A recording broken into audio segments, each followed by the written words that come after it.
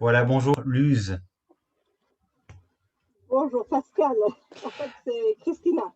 Oui, c'est Christina, tout à fait. Mais en fait, sur les réseaux sociaux, c'est plutôt Luz Galiléa, en fait. Et c'est en faisant des petites recherches sur toi que j'ai vu effectivement que ton vrai nom en réalité c'était Christina Morera. Ouais. Tu es français de naissance, mais tes ancêtres, dis-tu, sont galiciens, de Galice en Espagne, le pays où tu vis maintenant depuis l'âge de 20 ans. Et tu as grandi en banlieue nord de Paris, que tu considères, dis-tu, j'ai lu, ta patrie de cœur.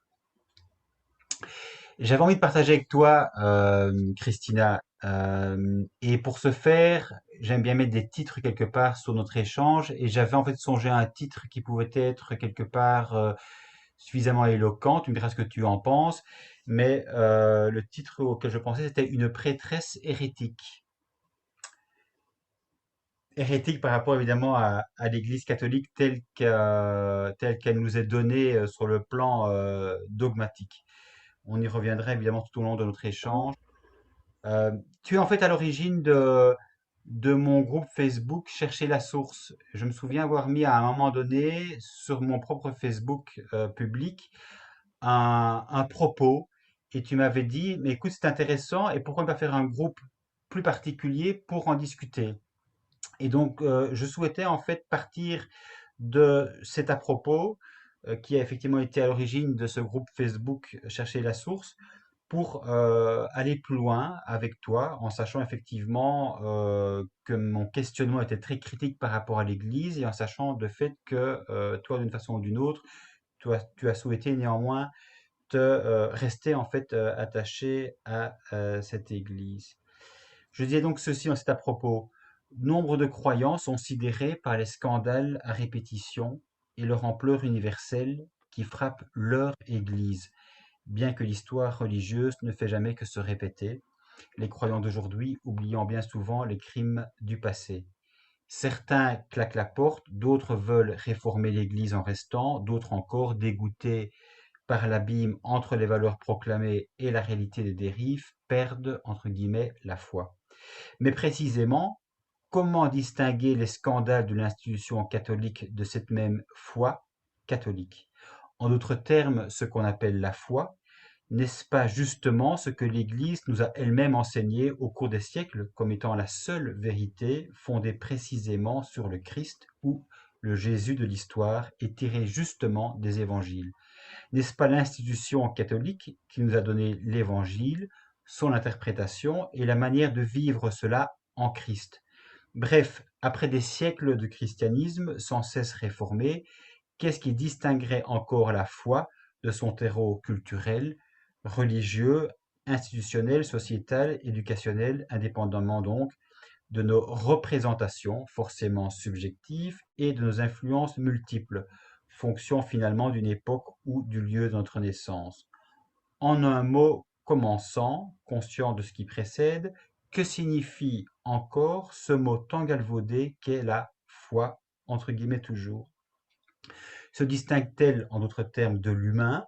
Est-ce une expérience particulière? Revêt-elle un sens universel? Et j'en viens effectivement au groupe Facebook chercher la source, et s'il s'agissait de trouver la source, hors des religions instituées et en dehors de toute foi, et si le sacré d'antan se confondait désormais avec le plus fondamental de nous-mêmes, ce que nous avons de plus précieux, ce que nous devons vivre avec un maximum d'attention et de conscience. Et là, c'est en fait Charles Juliet qui parle justement de ce que pour lui revêt quelque part le cheminement spirituel dégagé donc des religions. Et j'en viens donc en fait, Christina, à ton parcours cette fois-ci, je dirais, en tant que femme catholique. J'ai repris ceci, je trouve que c'était intéressant. Tu as eu l'occasion de donner un interview d'en servir ensemble. Donc Christina Morera, prêtre catholique, c'est le titre effectivement de cet article du 18 octobre 2019. Et tu dis notamment ceci. Aujourd'hui, je gagne ma vie en tant que traductrice-interprète à mon compte et je suis prêtre catholique. dans une ancienne et petite communauté de base, à la Corogne, ma ville de résidence, depuis mon ordination. Je suis marié à un prêtre catholique avec qui nous avons fait le projet de réaliser nos rêves, le rêve.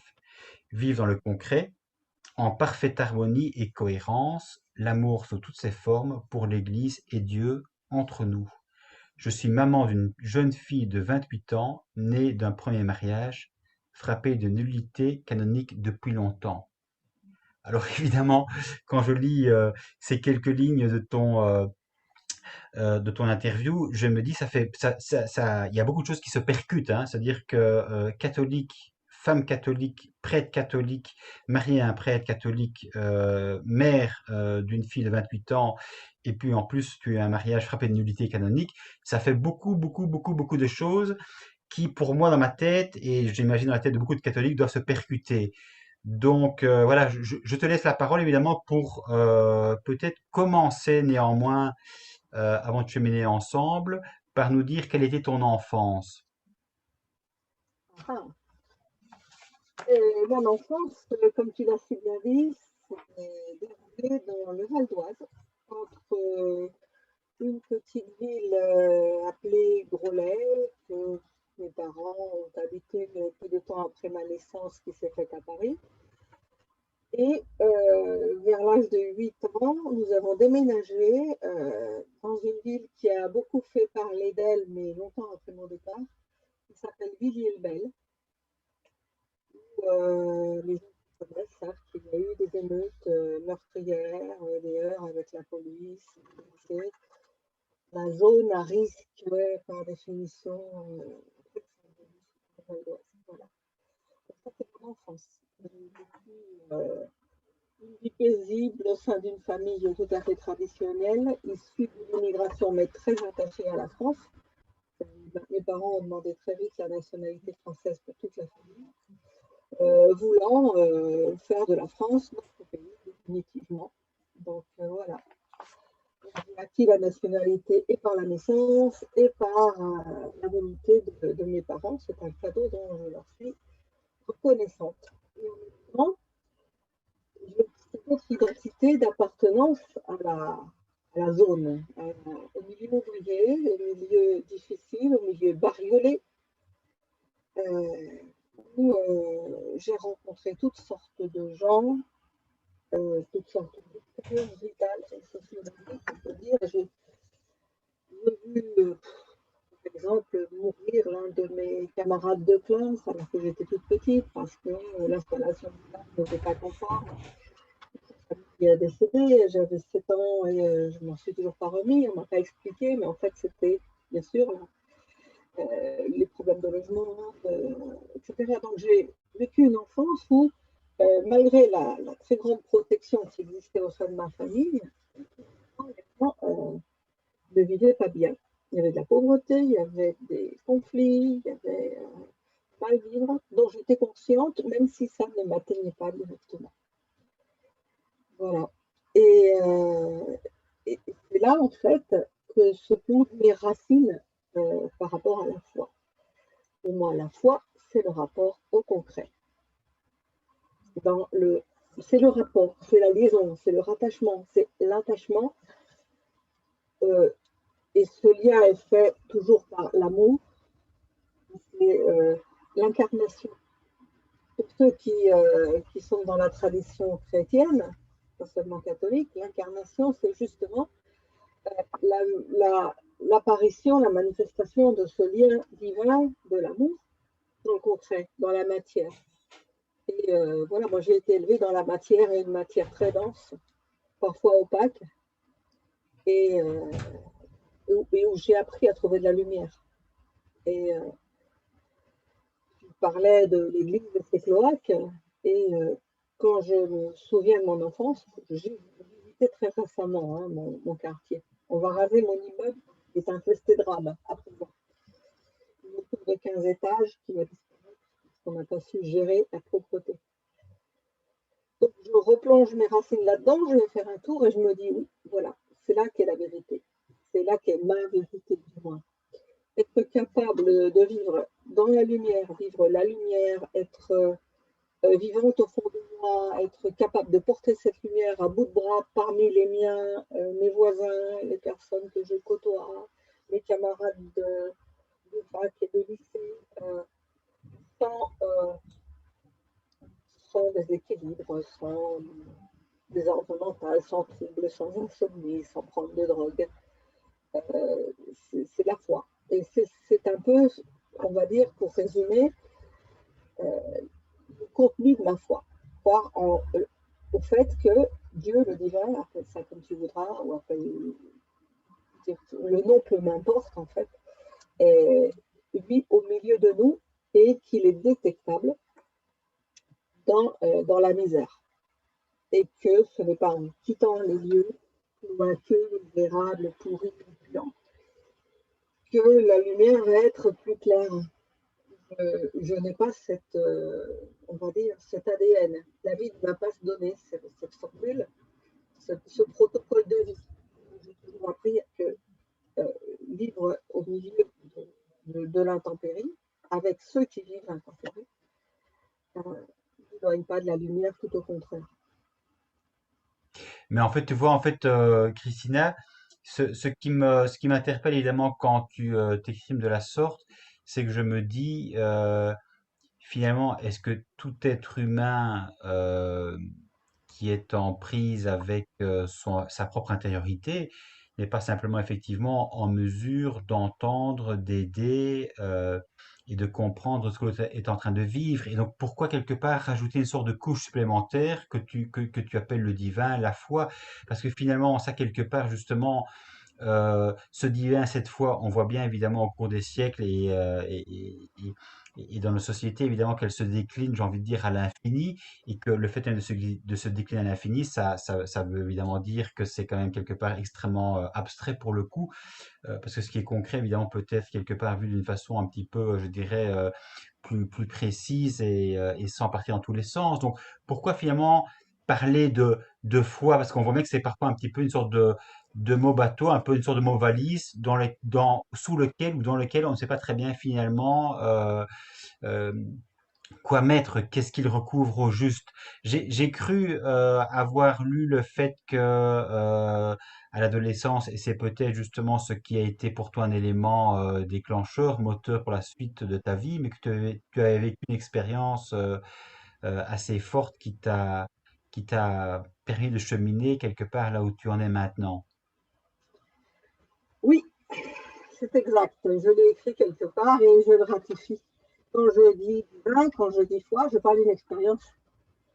Alors, tu as posté ce matin cette blagounette sur Mahomet, qui met une feuille blanche et tu dis, enfin, on ne peut pas se moquer d'un truc qui n'existe pas. Il n'y a rien Mhm. sur la photo parce qu'il n'existe pas. Voilà. Et je te répondais, c'est pas parce que tu ne vois pas que ça n'existe pas. J'étais dans la même position, je devais avoir peut-être 12, 14 ans, je ne sais plus, dans ces eaux-là, première adolescence, que j'ai eu très très rebelle, très athée, très matérialiste et très grognarde, on va dire. J'étais en rébellion contre tous et contre tout, parce que justement j'étais dans ce contexte où je vivais des injustices, moi-même et les autres, au quotidien. Voilà. Des scènes de racisme odieuses, dont j'ai été moi-même victime avec mon nom de famille. Hein, je veux dire, j'en ai pâti aussi. Je voyais des gens qui avaient beaucoup de mal à vivre, etc. Et je me disais, c'est pas voilà. Donc, ce Dieu dont on m'a parlé quand j'étais tout petite pour m'obliger à faire ma première communion et faire joli sur la photo, direct. J'étais dans cette phase-là. Et alors évidemment, je vais avoir tous les psys qui vont se pencher sur la question, mais heureusement que je ne suis pas tout seul. J'ai eu cette expérience, on va dire, spirituelle, ou moi je crois que c'est une expérience humaine que beaucoup de personnes font, euh, découvrent on va dire, leur lien avec autre chose que les musiques, autre chose que ce qui est perceptible par les cinq sens, et qui découvrent soudain que cette réalité qui vit en eux et qui vit ailleurs, et qui vit en tout, parce que c'est ce que j'ai perçu en une fraction de seconde, euh, est reliée, extrêmement reliée à nous, à la vie, et que c'est de l'amour pur. Donc, je vis cette expérience-là dans un écarquillement de l'esprit, des yeux, de tout mon être, et donc je me dis, tiens, il n'y a pas que ce que je vois, il y a autre chose, et c'est autre chose. Et cette adhésion à ce quelque chose, c'est ce que j'appelle la foi, cette adhésion et ce lien, cette relation, c'est pour moi la foi, cette autre chose est plus vraie, plus réelle, plus efficace, plus puissant, et plus capable de me redresser et de redresser le monde que tout ce que je peux toucher, voir, sentir autour de moi dans le concret. Parce que, notamment, ce concret est habité par, alors évidemment, on va l'appeler le divin, la transcendance, la source, comme tu dis, hein. Je ne me bats pas pour les noms. Mm. S'il faut se battre, je déteste me battre, mais s'il faut se battre, je me battrai pour que je puisse mettre le nom. Chacune puisse vivre ça comme bon lui semble, comme cela est cher à son cœur, comme euh, cela lui est demandé en vérité dans sa conscience. Et donc, pourquoi pas dans une religion? Parce que j'entends bien, vous parlez des désastres dans l'Église catholique. Je crois en savoir encore plus que ce que disent les journaux. Ayant épousé un prêtre, ayant été dans un procès de nullité pour mon précédent mariage, ayant vécu en sorte de, on va dire, d'avatar dans ma vie, je sais de quoi on parle quand on parle d'une église qui pue. Mm. Mais je sais aussi que cette église, tout comme mon quartier populaire, est habitée aussi par la source. C'est là que je l'ai rejointe. Je l'ai rejointe, cette source, dans une paroisse près de chez moi, où j'ai été accueillie et où j'ai découvert la foi en communauté, le partage, le lien à l'horizontale avec mes semblables. Et où j'ai cru, pendant toute ma jeunesse, qu'il était possible d'unir des humains autour de cette source pour rendre le monde plus habitable. Voilà. Et donc, moi, je serais tentée de répondre quand on te dit, ouais, mais l'Église catholique, pourquoi? Ben, pourquoi pas? Parce que, quoi qu'il arrive, je me considère souveraine dans ma conscience, dans mes actes et dans mes options, où que je sois, même si je suis demain dans un camp de concentration, dans un goulag ou au milieu d'un bordel. Voilà. Et en fait, je vote pour l'humain debout, qu'on puisse rester debout où on a envie de rester, finalement. Comme d'autres choisissent de rester dans des familles qui ne sont pas toujours très fonctionnelles, qui sont très compliquées à gérer. Voilà. Et quelque part aussi, j'ai eu une autre expérience après celle-là, après celle dont je viens de parler. Aujourd'hui, j'entends des gens dire que ce genre d'expérience s'appelle des expériences d'éveil et que je n'étais pas censée finir dans une église chrétienne, catholique, etc. Et il se trouve que cette expérience était, on va dire, c'est compliqué de trouver les mots, était empreinte du nom de Jésus. Voilà, et de sa tradition. C'est ce que j'ai entendu, c'est le Dieu de Jésus. Ce Jésus dont j'avais très peu de connaissances, en fait. J'avais très peu entendu parler et qui m'avait été sympathique une heure avant. Et donc, c'est ce Jésus-là que j'ai cherché et pourquoi chercher plus loin que, voilà, mon quartier, ma paroisse. Parce que dehors, eh ben, l'herbe n'est pas plus verte. Voilà, et c'est mon lieu d'habitation, c'est la famille où j'avais été baptisée. Et je m'y trouve utile. Je m'y trouve capable de faire des choses. Je m'y trouve capable de faire des changements, d'apporter des contributions, de co-créer à ma manière, avec d'autres, avec un très grand nombre de personnes, une réalité grâce à ma prêtrise et à la façon dont j'exerce ce ministère. Mhm. Et ce qu'il y a évidemment, c'est que tu parlais tout à l'heure de cette image que tu as mise sur Facebook, effectivement, en parlant du portrait de Mohamed. Le simple fait de dire évidemment que tout ce qu'on ne voit pas, c'est pour ça que ça n'existe pas. C'est évidemment, j'ai envie de dire aussi une grande rhétorique des religions, qui est de dire, ben, vous ne voyez pas, mais il y a quelque chose qui nous dépasse. Mais en même temps, quelque part, ce n'est pas celui, évidemment, qui ne croit pas de prouver que ça existe. C'est évidemment croyant, a priori, de démontrer par la raison, si possible, que ce en quoi il croit, c'est effectivement quand même une assise suffisamment sérieuse pour justement précisément permettre à quelqu'un de le cas échéant bâtir toute sa vie sur ce concept, sur cette idée, sur cette réalité, le cas échéant sur cette vérité. Et on voit quand même que la religion et toutes les religions ont évidemment au cours des siècles prétendu connaître beaucoup de vérités qui se sont avérées de fait quelque part complètement fausses, notamment grâce à l'avancement des sciences. Donc il faut toujours être prudent évidemment pour ne pas quelque part renverser les choses et de dire évidemment aux non-croyants, ben, prouve-moi, toi non-croyant, que tu as raison. Le non-croyant, quelque part, il ne croit rien. Il croit effectivement ce qu'il voit. Et le croyant, lui, il pense savoir. Et malheureusement, trop souvent, ce qu'il pense savoir s'avère être complètement faux. Donc, je crois il faut être prudent, ce qui explique justement, évidemment, la multitude des croyances, ne fût-ce que les croyances officielles qui ont réussi souvent à s'imposer par la force, mais qui ne sont évidemment que les trois monothéismes parmi tellement d'autres.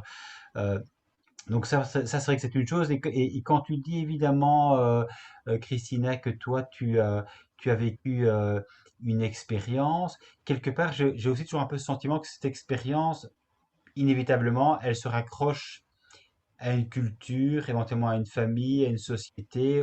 On est évidemment, nous, en tant qu'Occidentaux, dans une société judéo-chrétienne, et donc on risque évidemment de rattacher son expérience à effectivement une expérience qui nous vient, j'ai envie de dire, du fond des siècles, ou en tout cas qu'on le rattache d'emblée, et presque inconsciemment, à une situation déjà connue, qui est le judéo-christianisme. Tu vivrais une expérience similaire, j'imagine, dans une société musulmane, tu rattacherais effectivement du coup ta foi à la foi musulmane. Donc, quelque part, pourquoi évidemment ne pas sortir de la religion de ton enfance ou de la société dans laquelle tu te trouves pour essayer justement mais de transcender ce qui différencie les religions et quelque part d'aller au-delà de ces religions. Parce que finalement, tu veux te raccrocher quelque part au catholicisme, mais si on s'en tient au catholicisme, c'est clair évidemment que pour les catholiques, tu es complètement hérétique. On l'a vu encore récemment avec le pape François qui disait tout au moment où il était élu semblait progressiste. Il est évidemment dans la lignée, je dirais, doctrinale classique. Il a notamment rappelé ce qui a été vu comme un progrès, l'ouverture aux femmes du lectorat et de la colita. Il n'en reste quand même pas moins que le droit pénal de l'Église a été, je dirais, revu pour interdire le sacerdoce aux femmes. Le mariage des prêtres, évidemment, c'est impossible aussi, j'imagine, dans l'idée de se dire qu'il ne faut pas que le mariage des prêtres nous amène finalement, le cas échéant, et petit à petit, la prêtrise des femmes. Quand on voit évidemment la question aussi de l'avortement qui est comparée par le pape au recours à un tueur à gages, moi ça me laisse évidemment extrêmement perplexe. Il refuse aussi de condamner finalement l'homophobie, notamment en Italie, on a vu dans ses propos récemment, alors que dans un premier temps on le pense progressiste parce qu'il dit dans le retour d'un avion, qui suis-je pour juger les homosexuels, mais on voit bien que c'est un jésuite et qu'il a effectivement quelque part un double langage. Et quand il va prendre des positions extrêmement strictes par rapport à la doctrine, il est effectivement capable de la rappeler de manière extrêmement, pour le coup, dogmatique.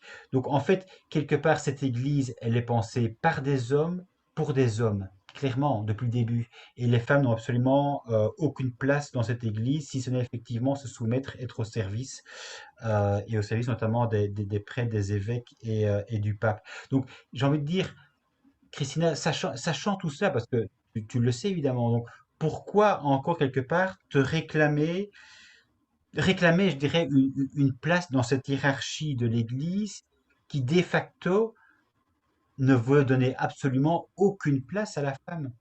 Et en étant évidemment prêtre, je le disais, c'était un peu un boutade, évidemment, une prêtresse hérétique, mariée à un prêtre catholique, qui par ailleurs demande effectivement l'annulation canonique pour le coup de mariage, j'ai un peu l'impression que tu jongles avec, enfin que tu es un petit peu quelque part entre deux chaises, un peu en perpétuel porte-à-faux. D'un côté, tu utilises le droit canon pour annuler un mariage, mais de l'autre côté, ce droit canon, en fait, ne te reconnaît absolument pas une place en tant que prêtresse catholique, mariée qui plus est un prêtre catholique. Donc, comment j'ai envie de dire, dans ta tête, tu arrives à unifier tout ça pour ne pas quelque part devenir complètement schizophrénique, quoi.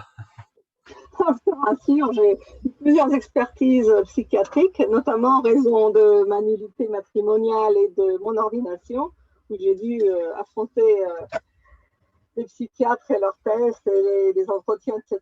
Ils étaient aussi étonnés de me voir équilibrée. Je dois dire aussi que j'étais d'une force morale extrêmement rare. Ça aussi, Mm. ça m'a marqué. Mm.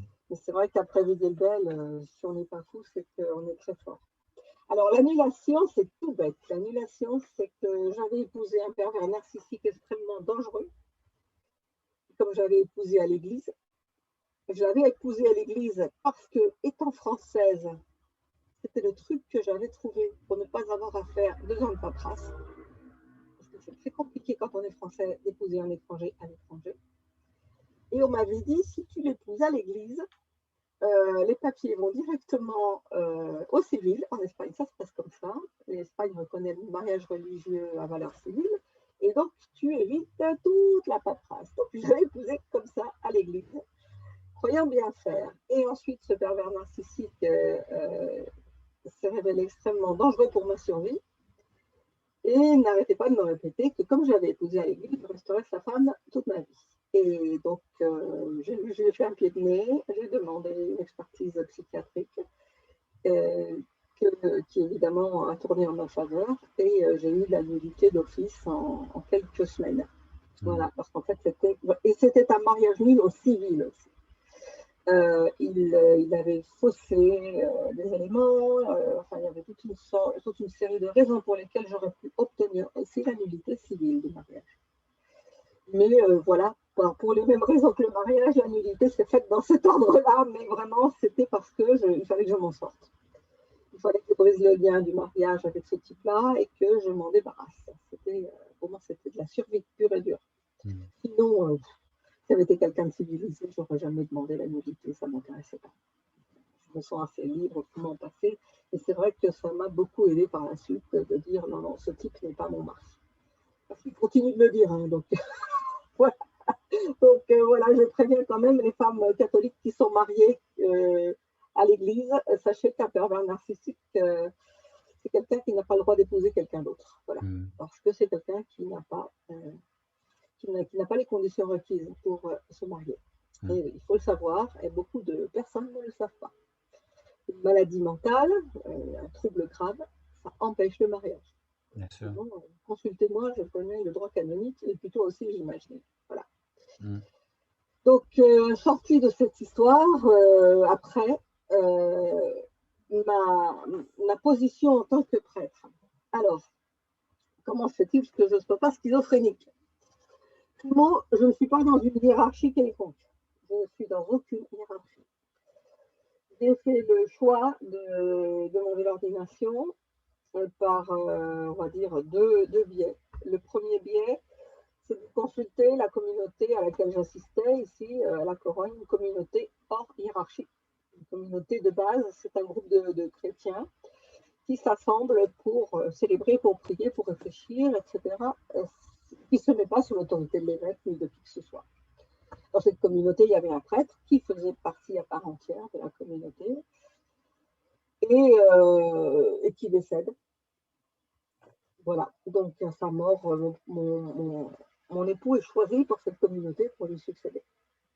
Et c'est dans ce cadre-là qu'un beau jour, j'arrive et je dis, en fait, j'ai une vocation sacerdotale qui traîne dans mon être comme ça depuis très longtemps. Vocation, on va dire, c'est pas une vocation au sacerdoce, c'est une vocation à autre chose. Il faudrait que je prenne le temps de définir ce que c'est. Mais en fait, dans ma tradition et dans tout le christianisme, la seule manière de réaliser cette vocation, c'était d'accéder à une forme de pastorat, sacerdoce, presbytérat, etc. Voilà.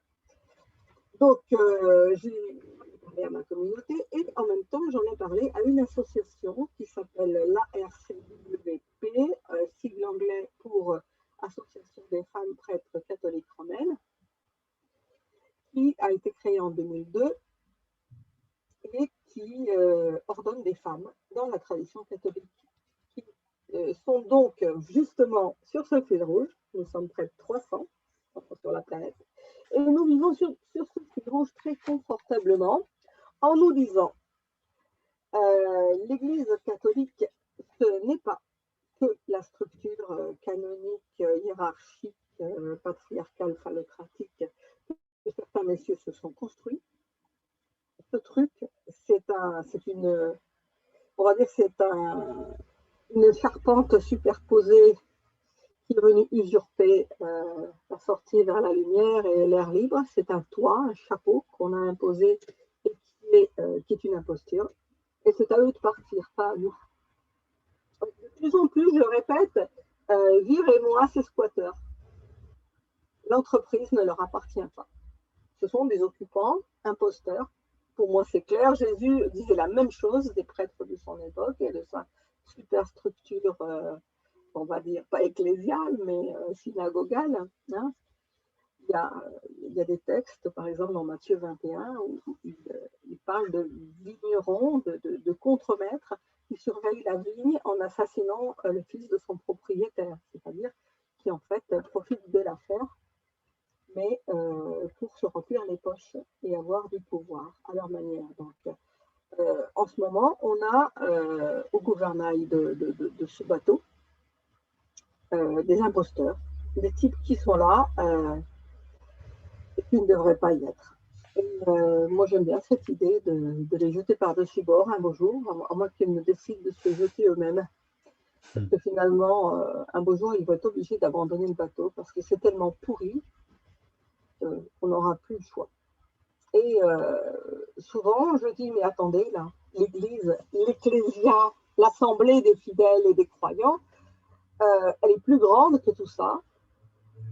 Et elle est bien plus, peut-être, et là je sais que je vais me faire récriminer, mais peut-être plus traversée par la source, l'être, la lumière, ou appelle ça le souffle, appelle ça comme tu voudras, que ce barzingue de vieux débiles qui entendent le pape se moque de nous. Voilà. Hein, je ne mâche pas mes mots quand tu dis en fait c'est quoi ce pape progressiste, etc. C'est faux, c'est du marketing. Là, il est en train de nous faire un exercice de woman washing, comme on fait du greenwashing. C'est-à-dire, on donne des petits trucs aux femmes.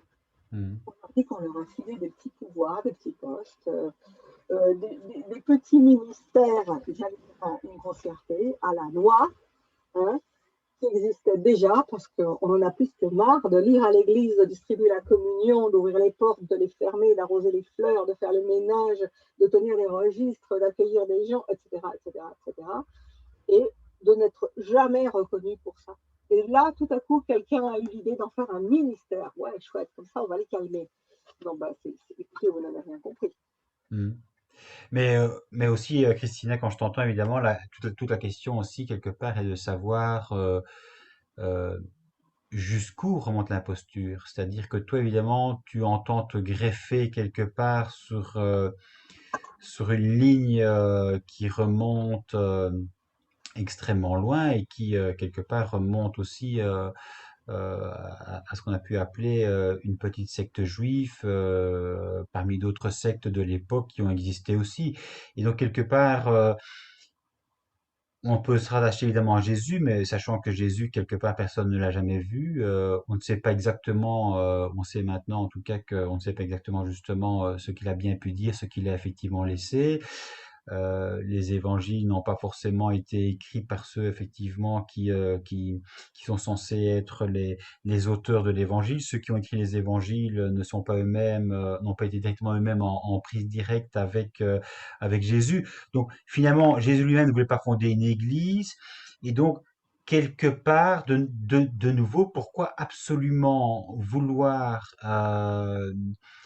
être humain en se rattachant à une spécificité juive de l'époque, en sachant que voilà, c'était peut-être un sage, mais comme il y en a eu d'autres aussi, mais de là évidemment à vouloir absolument tirer sa source justement de telle ou telle personne ici en l'espèce de Jésus, quel est l'intérêt si l'on souhaite précisément faire en sorte de vivre dans une société où on peut avoir quelque part un lien commun qui transcende justement les sectes, les religions, les croyances religieuses.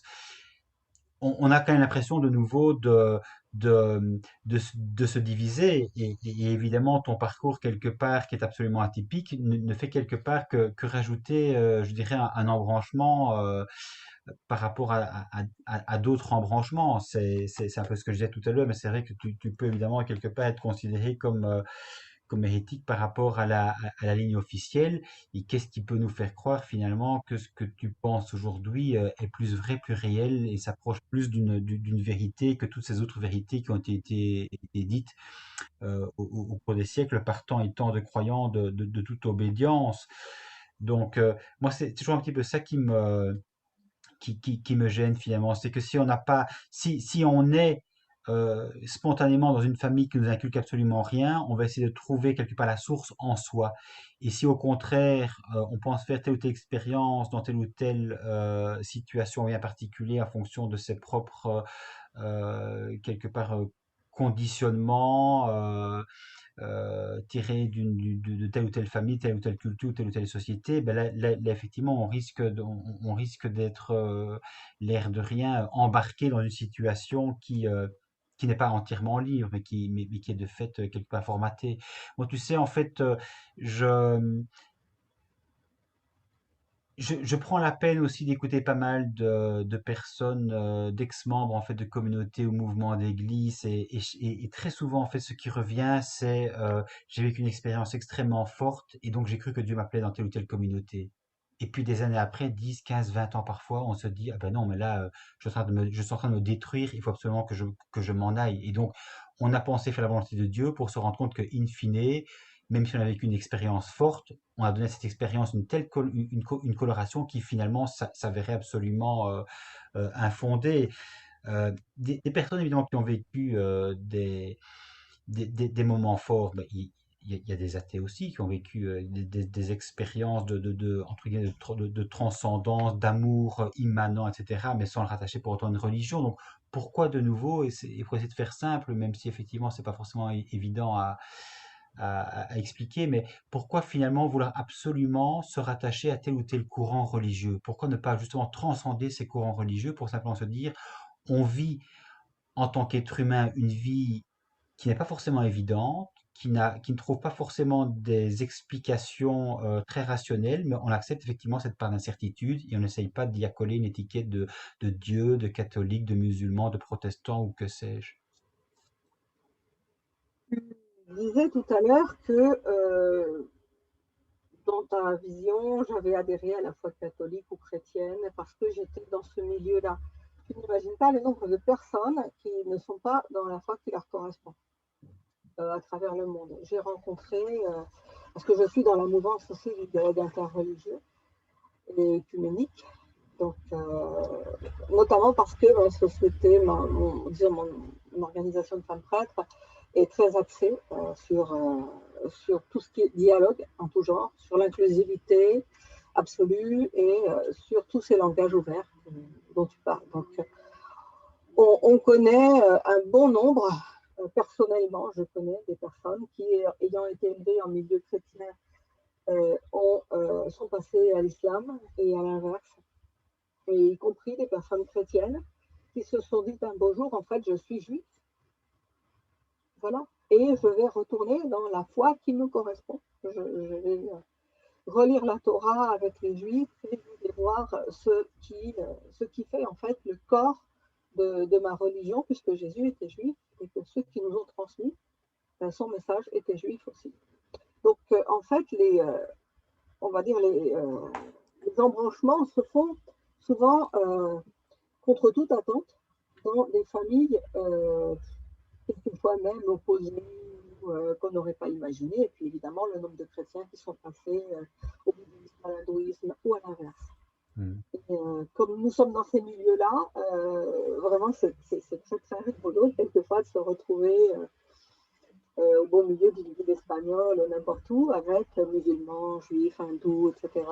Et puis finalement, là, elle est née à Barcelone, l'autre est née à Paris, l'autre est née en Suisse. Et puis, ah ouais, vous étiez tous en fait en milieu occidental judéo-chrétien. Ah oui, mais un vécu qui nous a rattachés et nous avons fait le choix. Il n'y a pas que le vécu, mais c'est vrai que par exemple, j'ai eu droit à un très beau récit d'une conversion d'une amie qui est partie dans l'islam. Un jour où elle a entendu le chant du muezzin. Elle était en voyage quelque part en Afrique du Nord, elle a entendu chanter le muezzin et elle est restée sur son cul. C'est un truc qui m'est arrivé, elle ne sait pas l'expliquer, mais depuis, elle est devenue spécialiste du Coran, elle parle arabe couramment, et c'est quelqu'un d'une foi profonde, d'une bonté absolue. Et, voilà.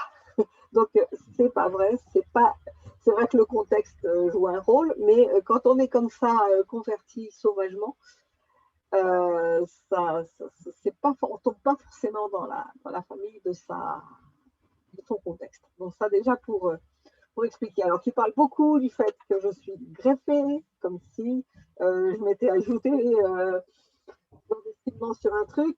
C'est possible, pourquoi pas. Et j'admets qu'on puisse me voir comme ça, ou que je me raccrochais comme si j'avais besoin. En fait, mon approche des choses est un petit peu différente. Je partais dans la première partie de mon discours sur la question du lien et de l'attachement.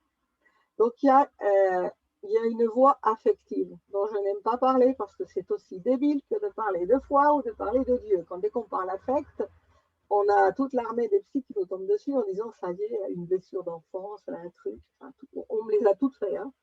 On m'a tout fait déjà.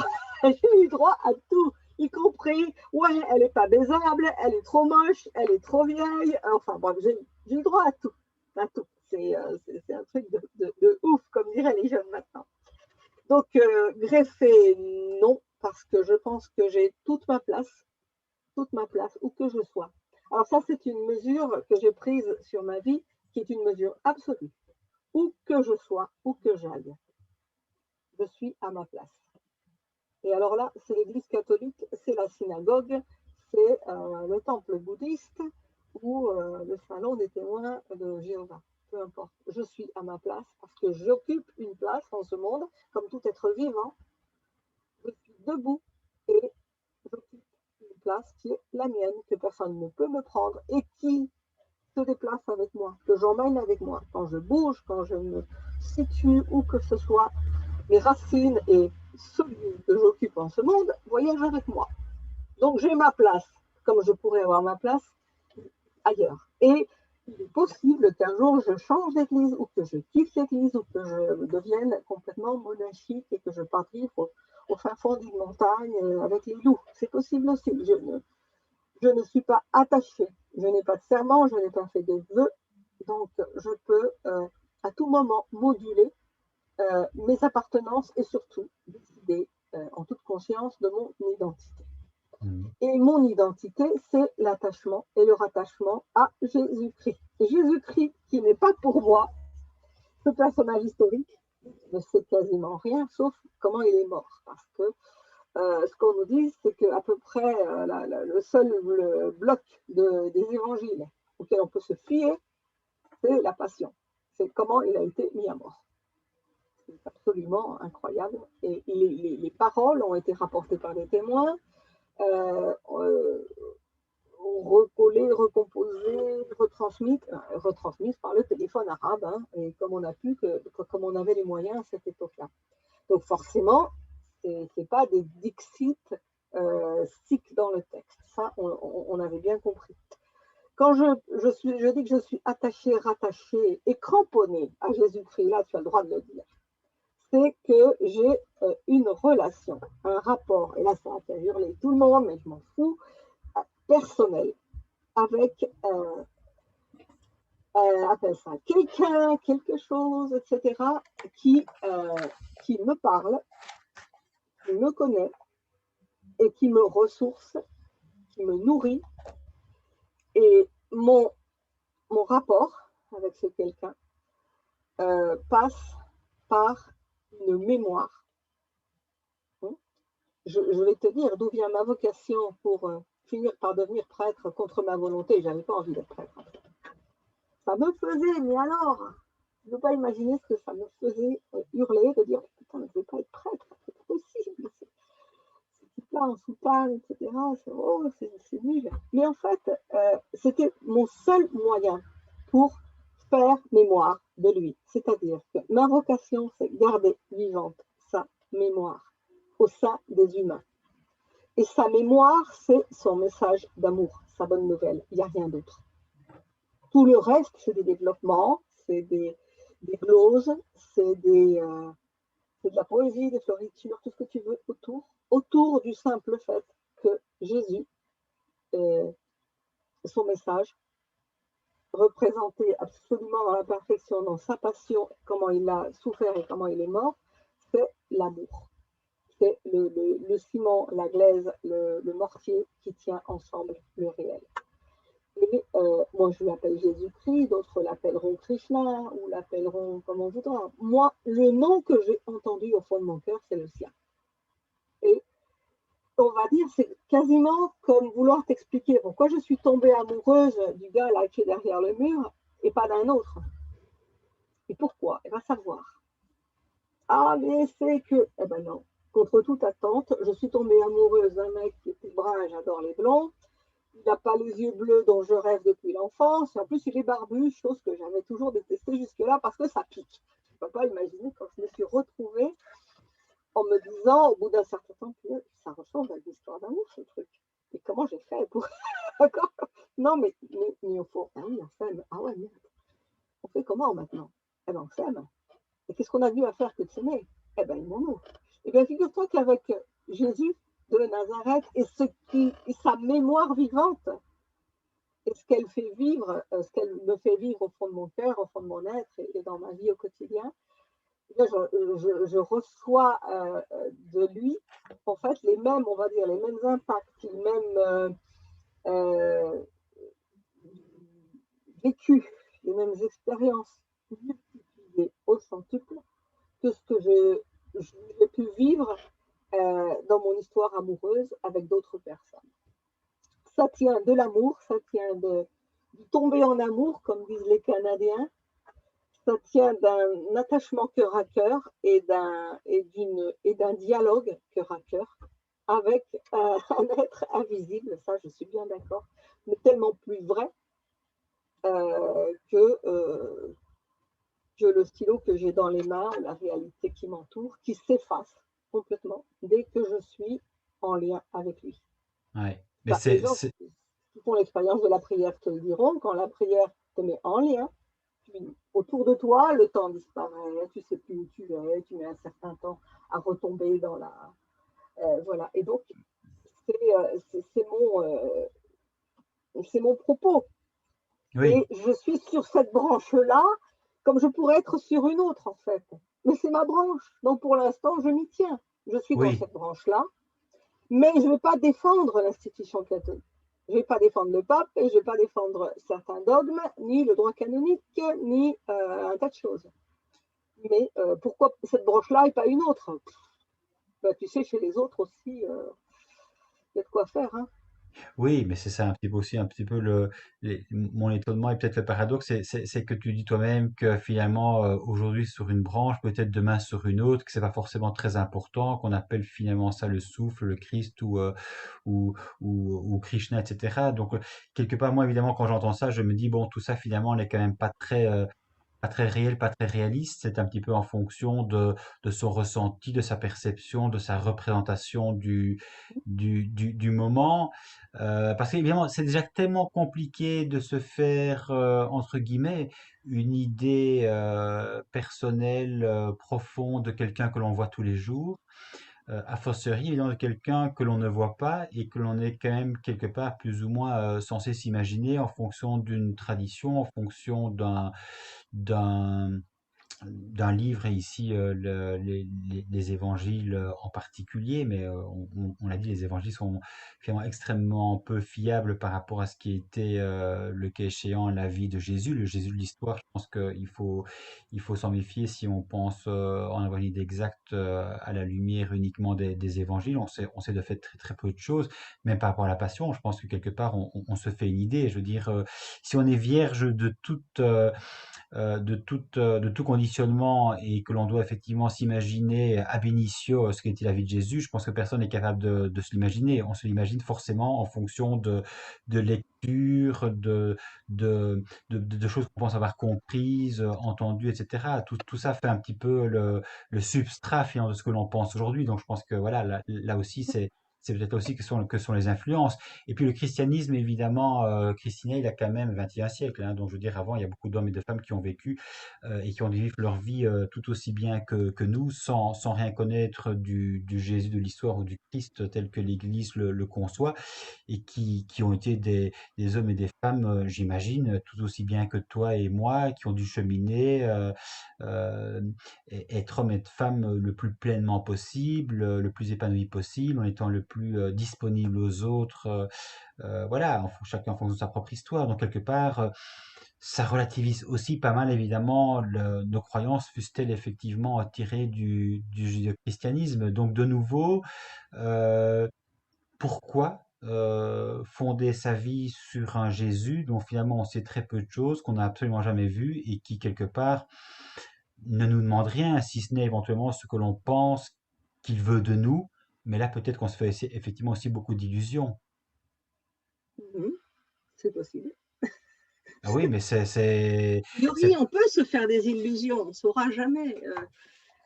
Voyons, quand je reprends mes misérables métaphores, hein, quand tu crois aimer quelqu'un, en fait, c'est peut-être toi-même que tu aimes. Oui, mais j'ai Qui, quelqu'un en face de moi. Mais j'ai quand même quelqu'un en oui, face de mais moi ce quelqu'un, c'est en peut-être chair et quelqu'un en d'autre. os. C'est peut-être quelqu'un d'autre.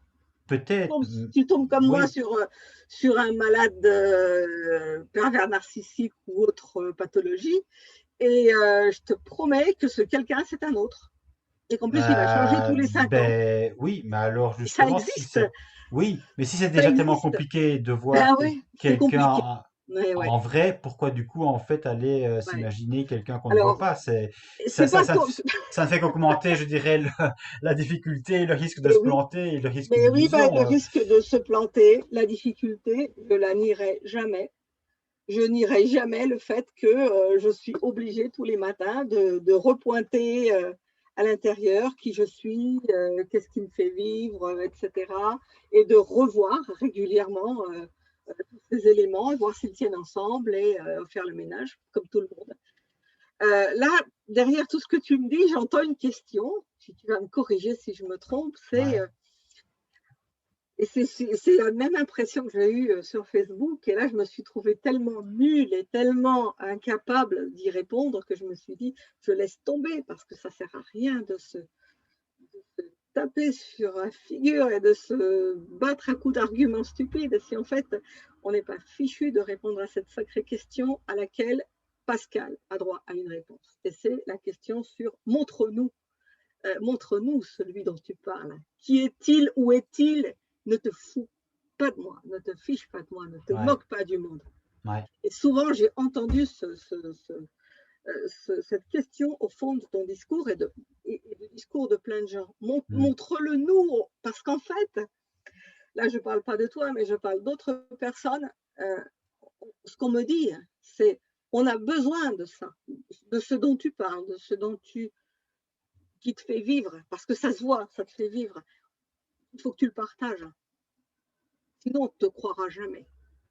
J'ai vécu ça dans le fin fond de la forêt amazonienne où j'ai été appelée j'avais été ordonnée en mars et on demande un prêtre pour un village reculé du fin fond de l'Amazonie en Colombie où personne ne voulait aller parce que c'était blindé de guérilleros et de gens violents qui tuent les gens. Enfin, un truc de ouf où personne, aucun prêtre ne voulait mettre les pieds.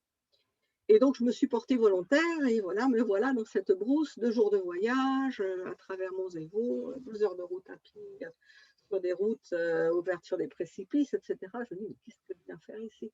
Et j'ai dû rendre visite dans des chaumières qui n'avaient même pas de mur à des gens qui me faisaient asseoir chez eux, qui me donnaient à manger du peu qu'ils avaient et qui me disaient, parle-nous de Dieu. Mais vous vous souvenez encore de Dieu? Ça fait peut-être 50 ans que vous n'avez pas vu quelqu'un qui parle de Dieu. Comment ça se fait? Mais la mémoire a été conservée quelque part et on sait que ce Dieu, il pourrait nous réconcilier, par exemple. Il y a toute une famille qui s'est réconciliée parce qu'il y a eu un travail de prière. Simplement, c'est des gens qui te prennent par la main et qui te disent missionnaire, est-ce que vous voulez prier avec nous? Ça fait très longtemps qu'on ne prie pas. Et en fait, prier, c'était les rejoindre dans leur cœur, dans leurs besoins de plénitude, de dignité, et de leur répéter qu'ils comptaient encore pour le vivant, qu'ils n'étaient pas aussi insignifiants que les araignées qu'ils écrasaient du pied, et encore les araignées, ils les respectent. Ces gens-là se sentaient insignifiants, et cette dimension-là que j'étais venue quelque part représenter dans leur tête, ils en avaient besoin, et j'ai entendu tout au long de cette semaine des témoignages, des phrases, des attitudes, etc., de gens qui voulaient compter pour le vivant. Dites-moi que je compte pour le vivant, pour la... Ces gens Oui, sont des humains qui connaissent la transcendance quelque part dans leur cœur et qui disent mais c'est pas pour moi. Moi, je suis dehors. Ma vie vaut à moins de valeur que celle du chacal qu'on vient de tuer dans la montagne parce qu'il a dévoré 3 vaches. Et ces vies qui comptent pour rien, du coup, elles ont commencé à se rattacher déjà les unes aux autres, à se rassembler, parce que c'est des gens qui étaient très dispersés et qui se sont rassemblés. Ils ont recommencé à tisser du lien humain. Et je crois que c'est le dernier jour, le jeudi saint, où nous avons fait, en fait, notre jeudi saint, en fait, c'était un festin où chacun a apporté de quoi manger. Et voilà, Jésus s'est invité. On a fait comme ça pour leur faire comprendre ce qui se passait. Et les gens sont repartis en disant ça nous a touchés au plus profond. Maintenant, nous allons pouvoir parler de ce qui nous fait vivre. En fait, c'est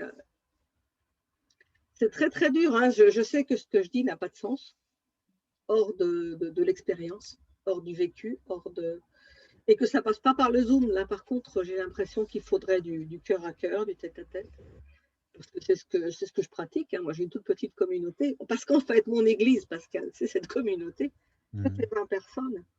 Les autres, je oui, les rencontre quand il faut, mais mais je pense, Christina, que on se rend compte cœur à cœur aussi quand on est vrai, c'est-à-dire quand on se connaît, que l'on sait effectivement par quelle épreuve on est passé et que du coup on peut être en lien avec l'autre qui vit des choses extrêmement compliquées.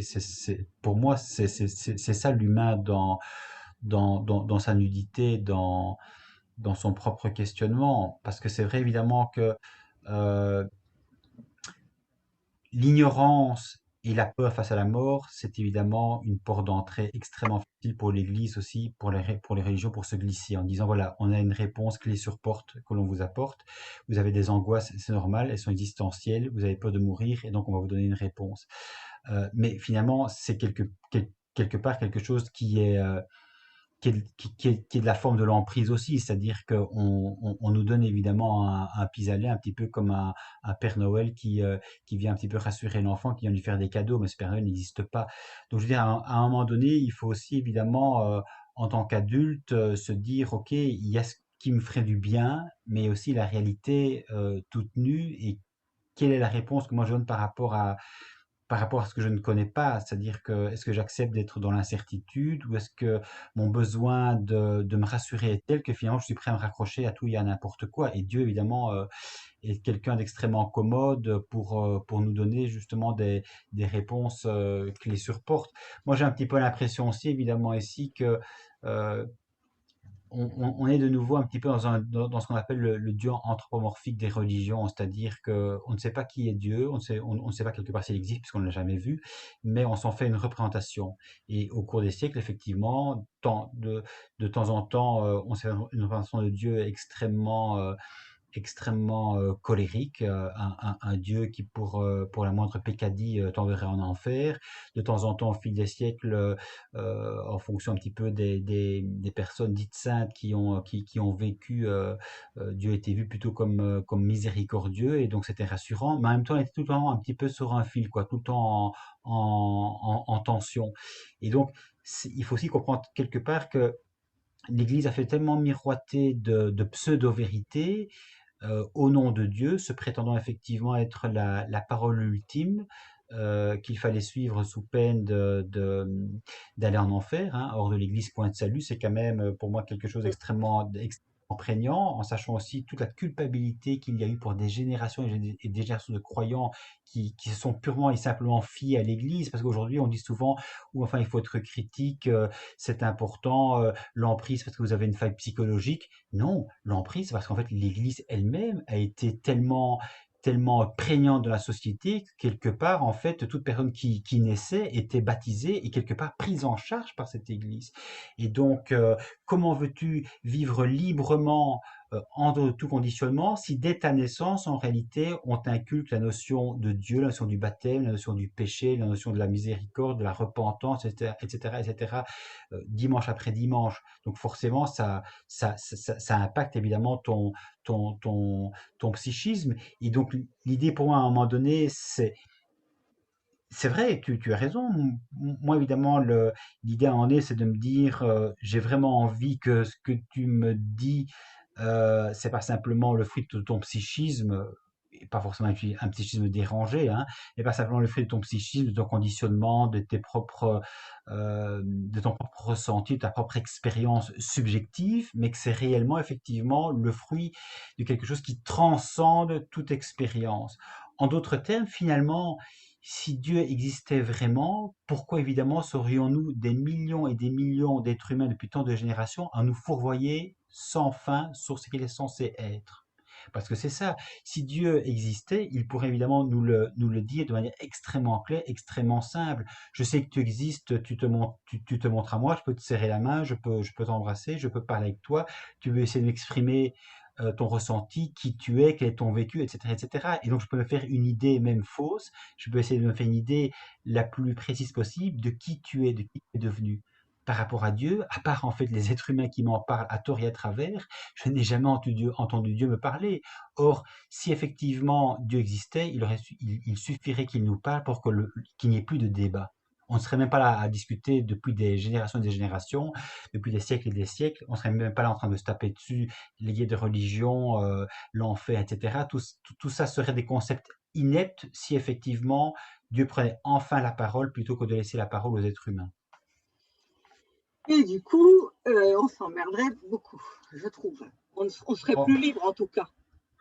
oh ben si, quand même, parce que Ah bah non. là, quand une Ouais, église quand une église te dit ce que tu dois penser, parce qu'effectivement, mais non, parce elle que prétend penser au nom de Dieu, je trouve pas ça très mais libre. l'Église, tu t'en es affranchi, comme je m'en suis Oui, affranchi, comme plein de gens se sont bien affranchis. sûr, mais les gens continuent à avoir Quand quand même on se certaines découvre conceptions. libre face à l'Église, oui, c'est vrai que dans l'Église, il y a eu, mais je suis entièrement d'accord, toute cette, j'ai entendu les autres vidéos, figure-toi. J'ai beaucoup admiré avec un tas de gens, je n'ai pas tout écouté parce qu'il y en a quand même beaucoup, mais il y en a certaines que j'ai entendues. Je dis voilà, les grosses bavures d'une église qui cherche Dieu en tâtonnant et en mettant les pieds dans le plat systématiquement, en se trompant. Parce que justement, quand on dit Dieu, et là tu as raison, c'est de dire c'est l'anthropomorphisme, c'est vouloir lui serrer la main, vouloir le regarder dans les yeux, vouloir entendre une voix. Eh bien non, et on est ailleurs, on est dans une autre dimension, on est dans une autre les gens qui font dans l'énergétique te diront que c'est une autre vibration qui est au-delà ou en deçà, ou on va savoir où. En fait, le nom de Dieu, c'est je suis. L'être en la quintessence de l'être. Et c'est tout ce qui est. Et donc, évidemment, vouloir lui serrer la main, on n'est pas couché. On n'est pas couché. Oui, Et alors, quand tu disais, il n'y a pas si longtemps, il y a quelques minutes, oui, mais le livre, ben justement, le christianisme n'est pas une religion du livre. Et c'est une religion du libre. Le libre, c'est celui qui s'est pris par la main un jour et qui a dit je vais vous parler de qui est Dieu pour moi. Dieu, c'est papa. Et ça, c'est Jésus qui a fait ça. Dieu, c'est oui, papa. mais tu vois, en même Et temps, après, tant et tant de générations finalement pour nous dire in fine, et après tant de bavures, tant de ouais. dérives, etc., nous dire, ben attends, Dieu c'est papa. Si ça avait été aussi simple que ça serait depuis longtemps aussi. Donc quelque part, c'est un sacré raccourci, hein, de quelque part dire au XXIe siècle, non mais attends, tout le monde a eu faux, mais là je vais te dire maintenant comment Dieu est. Dieu c'est je suis. Mais je suis, qui dit C'est je pas suis? nouveau. Non, mais ça sort de nouveau du cerveau d'un être humain. Je suis, bah, ça sort d'un livre. Moi, je n'ai pas entendu Dieu me dire je suis, hein. Je veux dire, on me dit Dieu est je suis parce qu'effectivement, dans un livre, il est inscrit Dieu c'est je suis. Mais de nouveau, c'est un livre, c'est un concept, c'est une histoire, c'est le fruit d'une, oui, d'une longue histoire avec ses turpitudes, avec ses incohérences, ses contradictions et finalement ses incertitudes. Donc, de nouveau, pour moi, dans tout ce que l'on dit, il n'y a rien de, il n'y a absolument rien de certain. Donc, je pense qu'on ne peut pas effectivement, au bout d'une heure et demie, 2 heures, se mettre d'accord. Ce serait tellement simple de se mettre d'accord. Ça fait des siècles évidemment que l'on discute du concept de Dieu, de souffle, etc., de je suis. Ça fait des siècles, et ça fait des siècles qu'on se tape dessus, ça fait des siècles effectivement qu'on ne s'entend pas. Euh, et c'est pour ça quelque part que moi, ce qui me fonde en tant qu'être humain, ce qui me permet de rejoindre l'autre, quelles que soient justement ses convictions, sa religion, c'est son expérience de chair et d'os, ses épreuves. Qui est-il devenu? Par où est-il passé? Quelles ont été ses croyances, ses conditionnements? Comment s'en est-il affranchi? Pourquoi s'en est-il affranchi? Et qu'est-ce qui fait qu'il s'est devenu un être universel? C'est à moi que tu t'adresses. Franchement, je n'ai pas de regard sur moi-même. Je ne sais pas ce que je transmets aux autres, à part ce qu'on me dit. Je sais, par exemple, quand je prêche ou quand j'interviens dans les célébrations ou ailleurs, ce que certaines personnes viennent me dire, ce que certaines viennent me raconter de leur vie. Je sais que ma vie qui a été parsemée d'embûches, et elles ne sont pas finies, a servi à beaucoup pour se dire si elle a dépassé une face, c'est qu'elle a un tuyau et elle a intérêt à nous le filer. Ça, par contre, je l'ai entendu. Comment tu as fait? Il faut absolument que tu partages. Je l'entends dire souvent. Et je me sens là devant toi, bête, humble et vide et pauvre. Et je me dis, euh, comment faire pour partager ce trésor? Parce que s'il y a une chose dont je suis sûre, c'est qu'un trésor vit en moi, ça c'est clair. Ce trésor qui m'a permis de dépasser, quand je dis que j'ai épousé un pervers narcissique, j'en ai bavé pendant 11 ans et que j'ai vécu des trucs atroces. Donc voilà, et ça s'est poursuivi avec d'autres aventures, dont des avatars de la vie liés à la maladie, la mort, le chômage, etc. etc. J'ai traversé, et puis voilà ce que j'ai vécu dans mon enfance, mon adolescence, auprès de toutes ces personnes.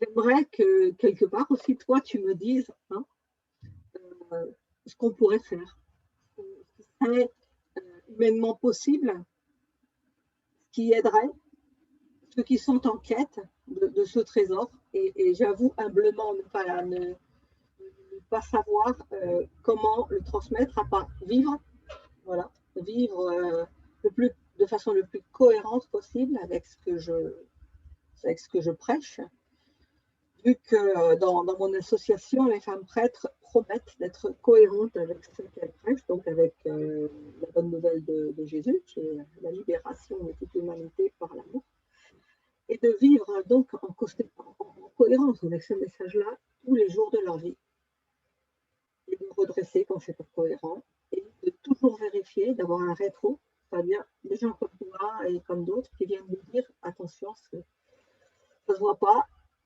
c'est pas cohérent. Mais Voilà. Et oui, c'est mais en aussi fait, à toi de me dire. non, non, Si mais je me plante, j'admets que je peux me planter non, non, mais dans le travail. Hein. je ne dis pas que je suis mieux que toi ou mieux que quelqu'un d'autre. Non, non, j'ai pas entendu ça. Non, J'ai pas non, entendu ça. je suis plein de doutes et donc simplement, ce que je dis, c'est que je ne dis pas d'ailleurs que tu ne vis pas en cohérence avec tes propres valeurs, Bon. certainement pas.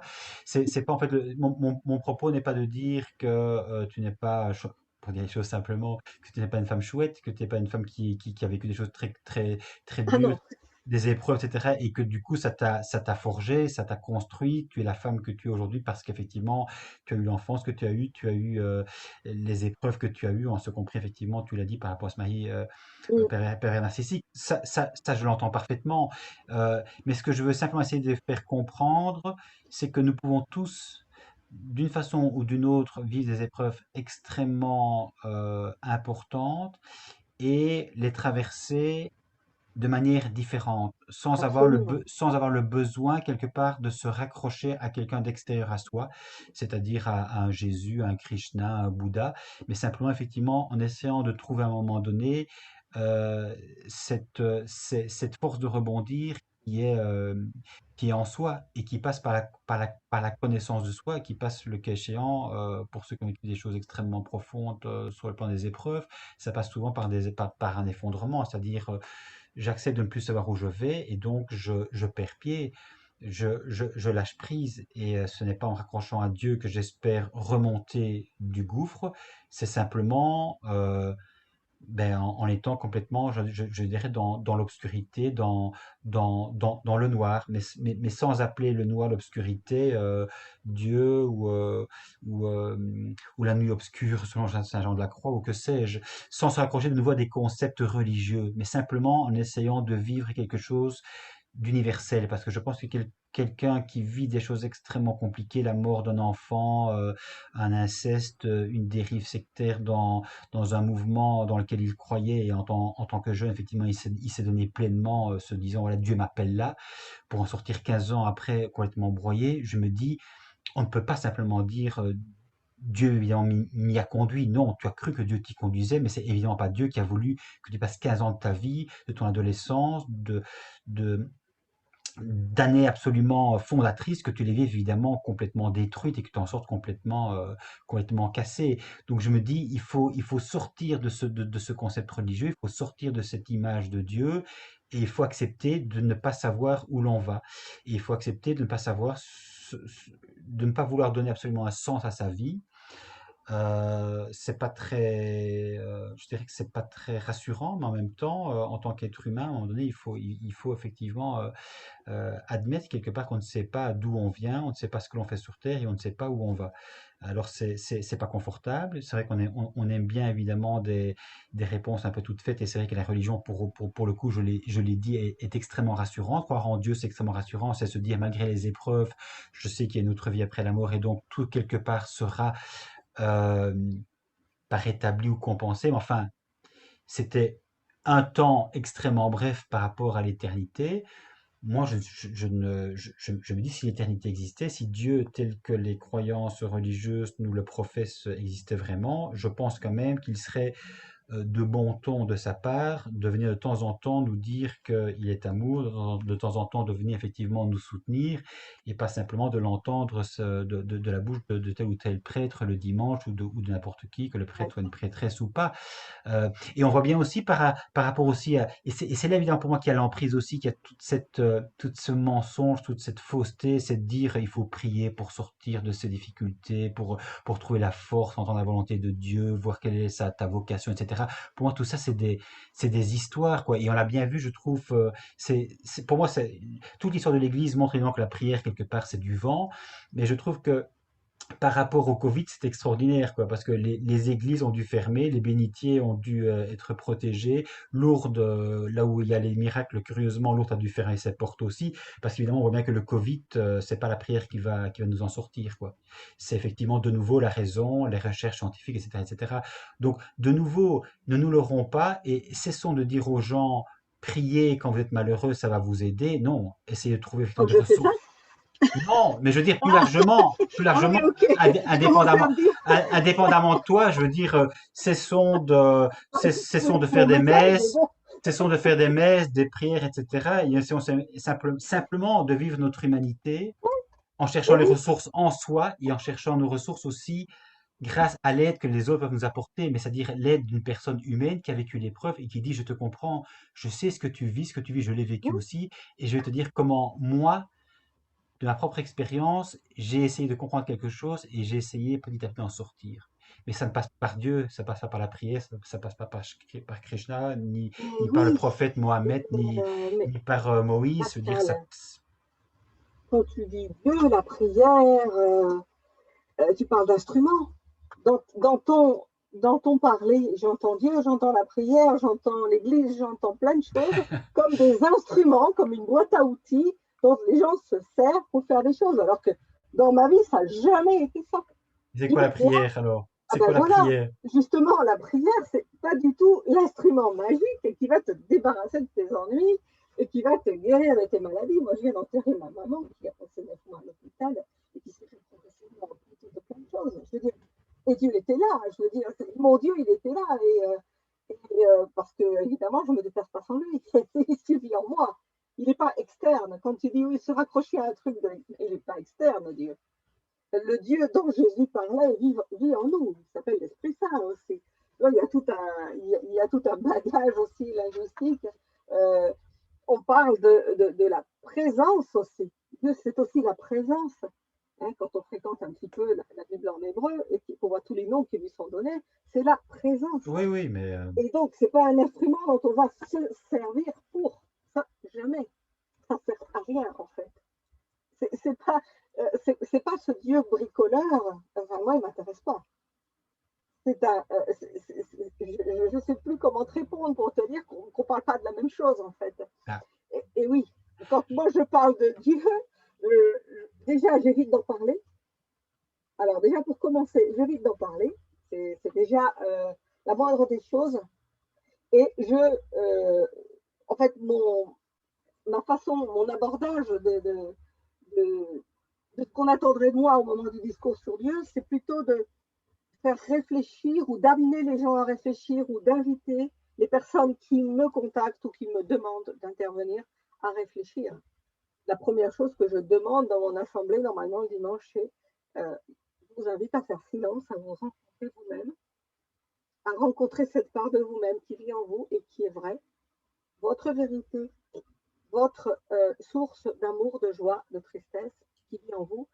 Et à partir de là, je vous invite à vous exprimer. On s'exprime tous. Je ne suis pas la seule qui parle, mon mari n'est pas le seul qui parle.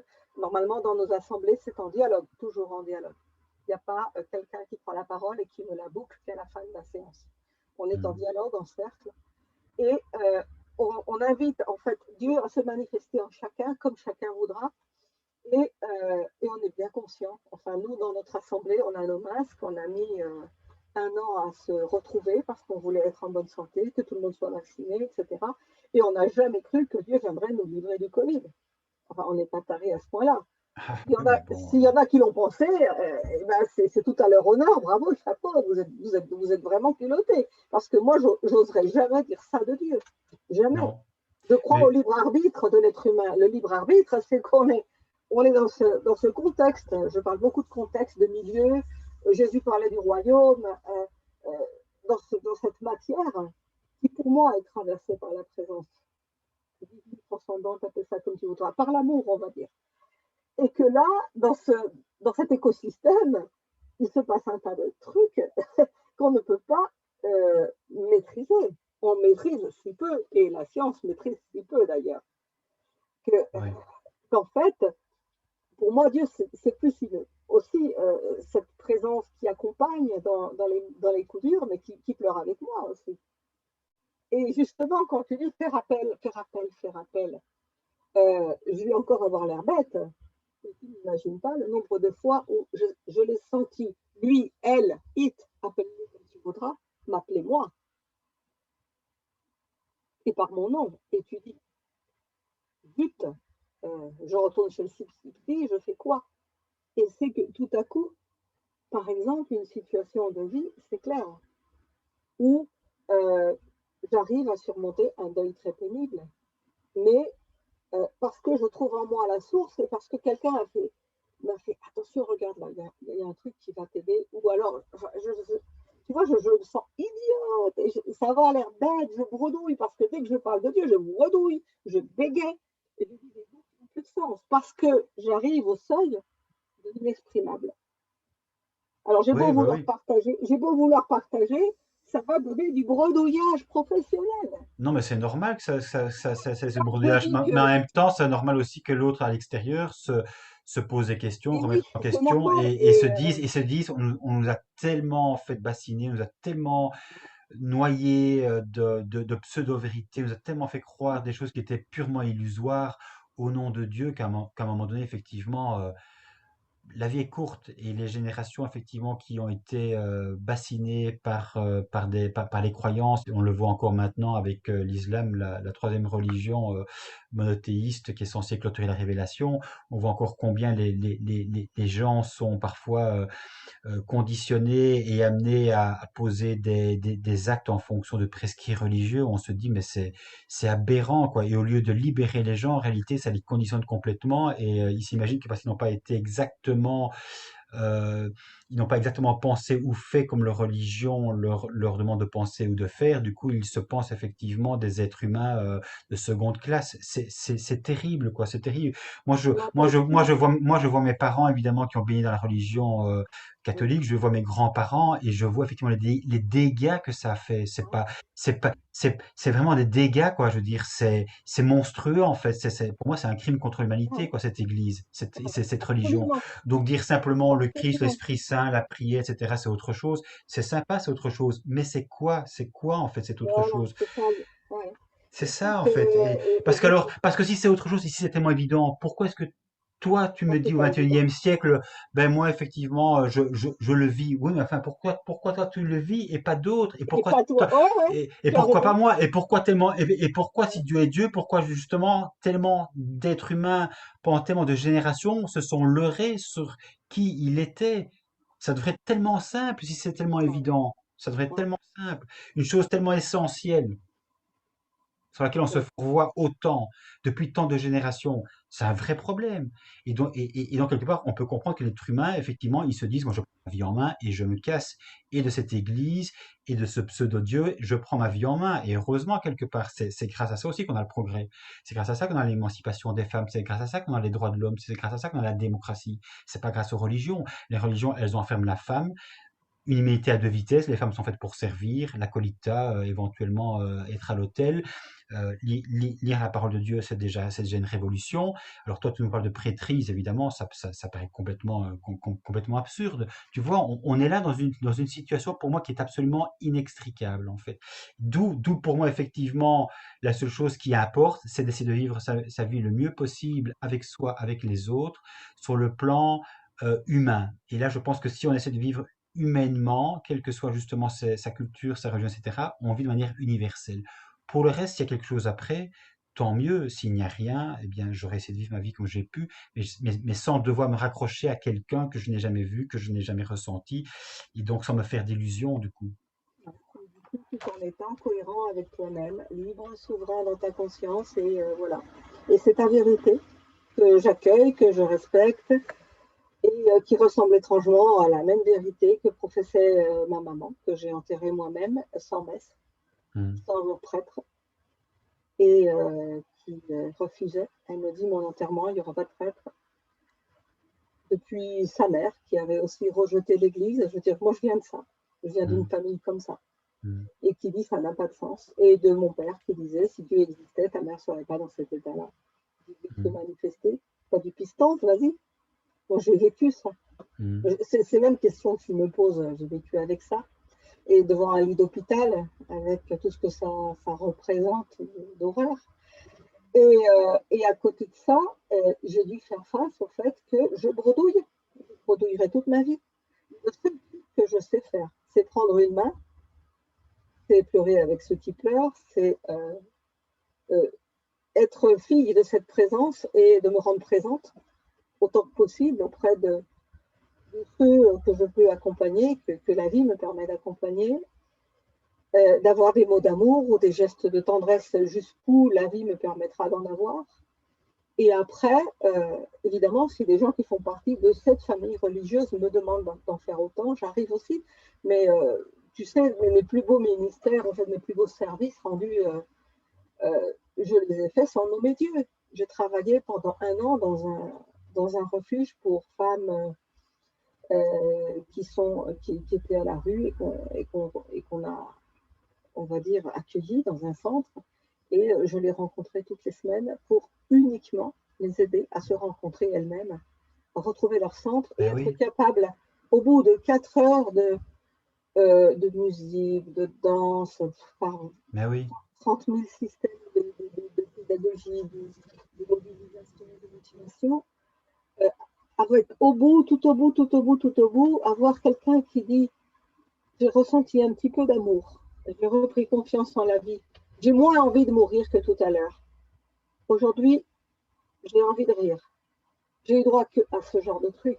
Mmh. Mais en fait, c'était tout pour moi. Mmh. Mais là, tu es dans la Ça, c'est relation. Dieu. Ça, c'est Dieu pour moi, Mais Pascal. pour moi, c'est simplement la relation humaine. Voilà. C'est Mais simple. écoute, voilà.